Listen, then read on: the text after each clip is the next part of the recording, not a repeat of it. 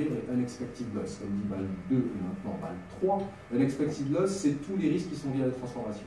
D'accord? Les risques qui ne sont pas capturés par le crédit, qui ne sont pas capturés par la liquidité ou par le risque opérationnel. Par conséquent, cette institution financière n'a pas besoin de fonds propres. Maintenant, comment elle se rémunère? Elle se rémunère uniquement en fees.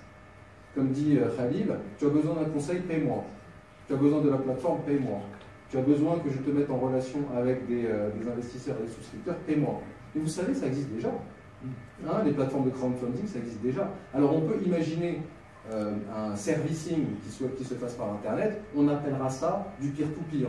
On peut choisir de loger ce système-là dans une banque, on appellera ça de l'intermédiation des intermédiaires.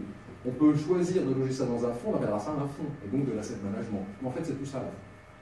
Donc si on imagine dans 5 ans, 10 ans, 15 ans, que la technologie puisse nous permettre de mettre immédiatement en relation des porteurs d'actifs avec des porteurs de passifs, alors les banques n'ont plus besoin d'exister.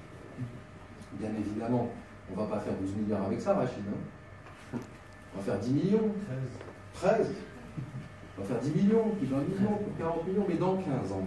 Dans 15 ans, quand la technologie nous permettra de piloter des actifs illiquides comme si c'était des actifs liquides, et imaginons qu'on puisse coter les passifs, c'est-à-dire que les parts de fonds puissent être cotées sur une bourse, à ce moment-là, le risque de liquidité qui existe au niveau des souscripteurs n'existe plus puisque votre titre sera liquide. Donc si vous en avez marre, un jour vous avez marre de ça, parce que vous avez bien gagné votre vie, vous allez aller à la Bermude, tranquillement faire de la location de vélo, parce que vous avez bien gagné votre vie, vous liquidez. Vous liquidez. Ça, liquider aujourd'hui, c'est pas possible. Donc le risque de liquidité, il est pris par le client.